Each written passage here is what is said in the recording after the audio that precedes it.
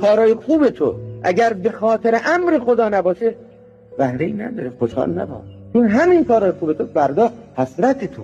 حتی در روایت هست مؤمن در روز قیامت حسرت می‌خوره، یک کاش این کارو می‌کرد. مثلا محبتی کرده، من دیدم کسی دوستی بوده اومده سر راه خسته بوده، گفتم بهش بیاید منزلم یه چایی بهش بدم. یا روز قیامت که انسان توجهی پیدا می‌کنه، من می‌دونم یه چای خارجی داشتم، میتونستم اینو بهش بدم، میتونستم تو استکان بهتری براش چای بریزم، نریختم. همین حسرت میگه، همین رنج میگه. میتونستم بیشتر باهاش گرم بگیرم، هیچی نداشتم، میشه 5 دقیقه پیشش بنشینم.